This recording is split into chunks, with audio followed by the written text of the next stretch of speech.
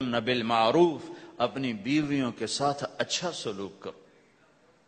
ہمیں خطاب، چونکہ مرد کسی کی بچی کو لے کے آتا ہے، لڑکا کسی کی بچی کو لے کے آتا ہے، اور وہ بچی ماں چھوڑتی، باپ چھوڑتی ہے، بھائی چھوڑتی ہے، بہنیں چھوڑتی ہے، سہیلیاں چھوڑتی ہے، سب کو چھوڑتی ہے، اور تیسرے دن اس کو تانے شروع ہو جاتے ہیں، اس کا تو دل ہی نہیں لگتا. اور پہلے دن اپنی بیوی کو نصیحت دی جا رہے تھے، میری ماں کی خدمت کرنی ہے، میری کرنا کر، میری ماں کی کرنی ہے، میرے ابا کی کرنی، میری بہنوں کی کرنی، کسی کے سامنے تم نے بولنا نہیں، کسی کے سامنے اف نہیں کرنا. بے وقوف، اس سے محبت تو جتا پھرو، اس کے بعد جو کچھ کہے گا وہ کرے گی. پہلے دن ہی حکم، نہ تعلق بنا ہے، نہ محبت پیدا ہوئی ہے، اور نہ ابھی جوڑ بیٹھا ہے، اور پہلے دن حکم سنانے شروع کر دی.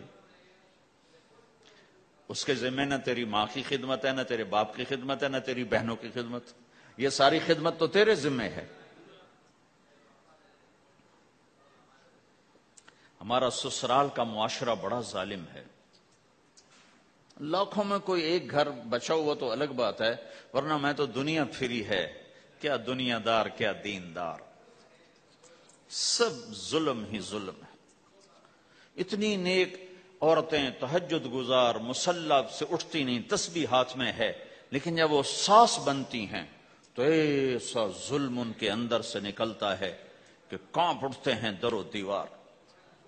جب عورت ماں ہوتی ہے تو اس کے روئیں روئیں سے محبت کے چشمے پھوٹتے ہیں. وہی عورت جب ساس بنتی ہے تو ایک دم ظلم کی تصویر بن جاتی.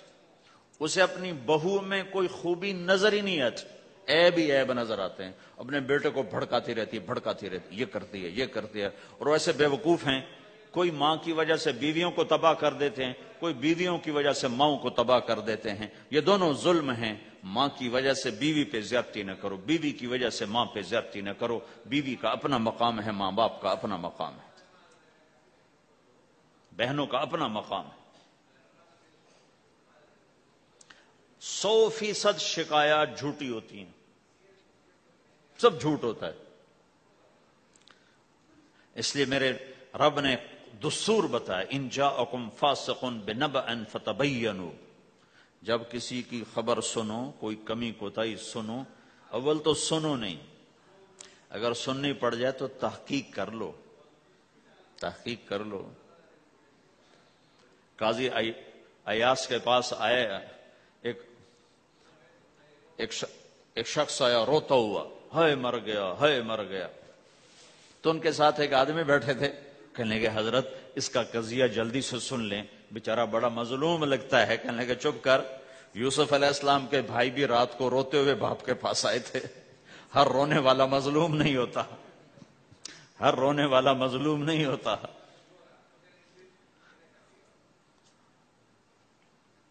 اپنے گھروں کی فضا بناؤ، کمی سنو ہی نہیں.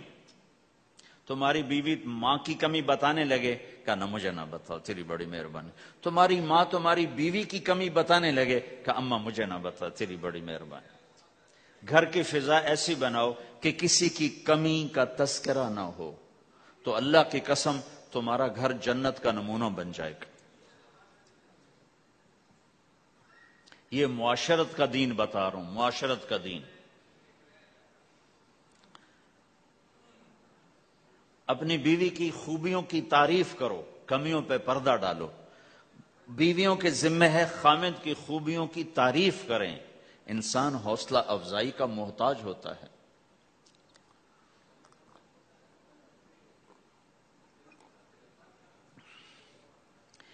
ایک بزرگ ہے اپنے کسی مرید کے گھر، تو وہاں انہوں نے کھانا کھایا، کھانا ان کو پسند آیا.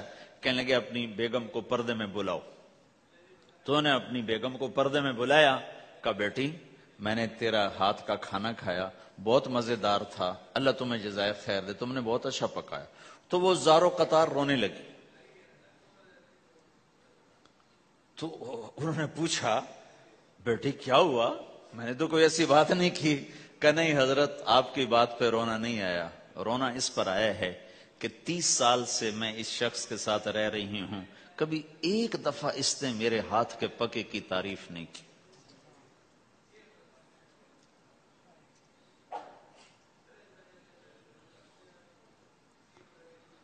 آپ گھر میں تشریف لائے، آپ نے پوچھا کوئی کھانے کو کچھ ہے؟ ام سلمہ رضی اللہ عنہ کا گھر، کہا یا رسول اللہ آج تو کچھ نہیں، سرکہ ہے۔ کہا واہ واہ واہ واہ، نعم الادام الخل، سرکہ تو بہت اچھا سالن ہے۔ سبحان اللہ، کیسے دلجوئی فرمائی اپنی بیگم کی، سرکہ تو بہت اچھا سالن ہے، یا تو نے نمک کم ڈال دیا، تو نے مرچی زیادہ کر دی۔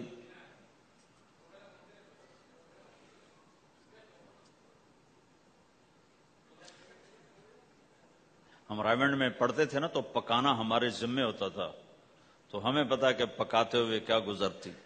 جب 2,000 آدمی کی روٹی ہم پکاتے تھے، 5 بوری آٹا گوندا ہے ہاتھوں سے، اور 10 من کھڑے ہو کے روٹی لگائی ہے، سخت سردی میں بھی سخت گرمی میں بھی۔ سردی میں جب رات کو آٹا گونتے تھے ہم، تو ہمارے ہاتھ ایسے اکڑ، تم تو سردی دیکھتے ہی نہیں ہو، ہاتھ ایسے اکڑ جاتے تھے، اور صبح 4 بجے اٹھ کے روٹی پکانا شروع کرتے تھے، 2,000 آدمی کی روٹی پکانی ہوتی تھی۔ تو اب کوئی آ کر کہتے انہیں کچی روٹی پکائی، تو جی دادا ایک تھپڑ اس کے منہ پہ مارے کہ 4 بجے کے ہم اٹھے ہوئے ہیں، پکا پکا برا حشر ہو گیا، کہتے کچی پکائی۔ بھائی صبر کر کے چپ کر کے کھا جا۔ مولانا الیاس صاحب رحمت اللہ علیہ ایک اپنے مرید کے گھر گئے، تو اس نے کھیر بنا کر پیش کی۔ اچھا، نمک اور چینی ایک جیسے ہوتے ہیں، وہ دیہاتی عورت سمجھ نہ سکی، چینی کے بجائے نمک ڈال دیا، تو انہوں نے جا سب سے پہلے مولانا الیاس صاحب کے سامنے کھیر رکھی، تو آپ نے جو چکھی تو وہ تو تھی کڑوی، کہنے کہ بھائی واہ واہ واہ واہ واہ واہ، بڑی مزے کی کھیر، ساری لیا میں اکیلا کھاؤں گا، کسی کو نہیں کھانے دوں گا۔ ساری کھیر کھا گیا اس پر پردہ ڈالنے کے لیے۔ وہ تو جب انہیں کہا مولانا الیاس کا بچا ہوا تھوڑا سا میں جب چکھا تو کڑوا سا، ہائے مر گئی، یہ تو سارا نمک ڈالا ہوا تھا۔ ایک دفعہ ہماری جماعت چنیوٹ میں تھی، تو ہمارے ساتھیوں نے چائے بنائی، تو وہ اندھیرا سا تھا، تو چینی کے بجائے نمک ڈال دیا، اور دسترخوان پہ لے آئے، سب پی رہے، واللہ میں آنکھوں سے دیکھا بتا رہا ہوں، مولانا الیاس کا تو سنا بتا رہا ہوں، کسی ایک نے نہیں کہا کہ یہ کڑوی ہے، چپ کر کے پی رہے، چپ کر کے پی رہے، کسی ایک نے نہیں کہا۔